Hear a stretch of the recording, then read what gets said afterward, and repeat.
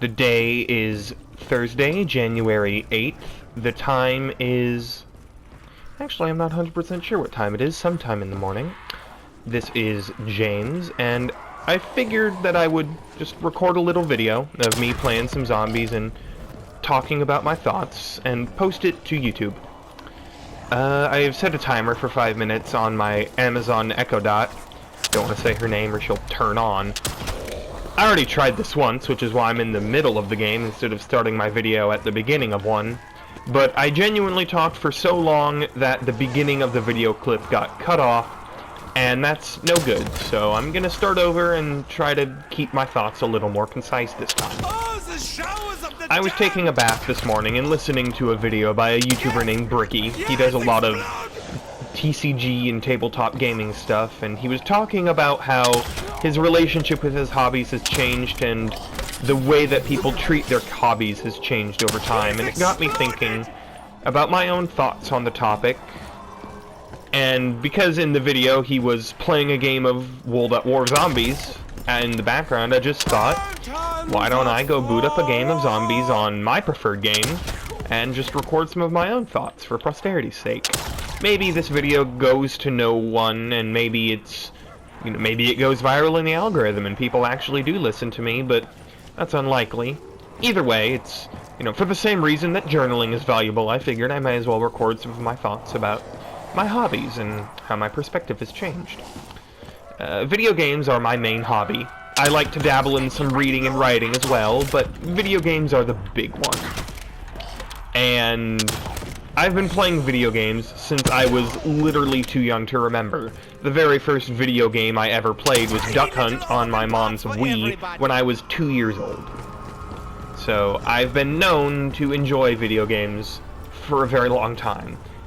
But I grew up largely disconnected from the wider discourse about video games because I didn't have any social media. I was playing on a console that had its online functionality shut down by the time I was really old enough to maybe care about that discourse, and I just never really had access to the internet beyond booting up YouTube on a television and watching Stampy or DannyPDM play Minecraft. That was the extent of my knowledge about online video game fandom and discourse. The fact that there were, Xbox forums and people making friends in Call of Duty lobbies and, getting Xbox Live parties together and that kind of thing just eluded me for a very long time. Which makes me a little sad. It's a wonderful era of gaming that so many people have nostalgia for that I'm just too young to really remember. So I don't have many thoughts about, how better it was back during Gen 7 on the Xbox 360 and PS3, because I was largely absent for a lot of that. But just as a hobby, gaming is getting to a point where it has eclipsed a hobby and become a lifetime obsession for many people. There are people for whom they have, gaming as a job. YouTubers, but also game developers and journalists and people that restore game hardware, or their job is to mod video games, or, make copies of video games for preservation's sake. It's eclipsed a nerd's hobby and become a, multi-billion-dollar industry. And I feel like in the course of that change, a lot of the artistic integrity of video games has been lost, because when video games first came out, they were viewed as products first and creative works second.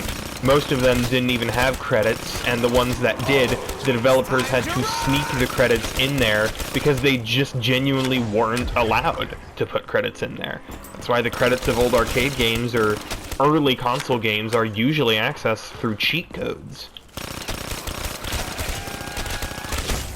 But nowadays, gaming is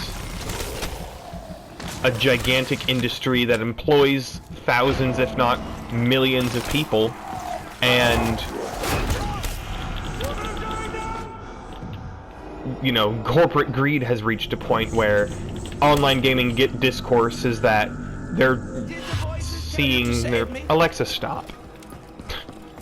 I guess 5 minutes was too short a timer. But, you know, companies have gone back to treating products like games like products, and we've left the era where games were large enough to be considered masterpieces and works of art, but still small enough that the return on investment wasn't seen as a massive draw for greedy companies. Kind of makes me wish that we could have reined in the scale of video games. You know, reined in the growth of hardware and the price increase, reined in the expectations of gamers for games that are just bigger and look better, and go back to the simpler days where a 10-hour campaign and a small local, you know, split-screen multiplayer mode was all you really needed. And those are still, I think, the games that I enjoy the most, at least. I can't speak for everyone, but that's what I keep going back to. That's the games I choose to boot up and play again instead of the ones that I put down once I complete, or, you know, in a worst-case scenario, I go back to the store and refund it. I guess that kind of concludes my thoughts on my chosen hobby and where it's ended up, so I will pause my game, end my video recording, and say, you have yourself a good morning, afternoon, or evening, and a good day at work, school, or retirement, whatever position and place you are in. I will probably record another one of these, and I will talk to you some other time. Thank you for listening.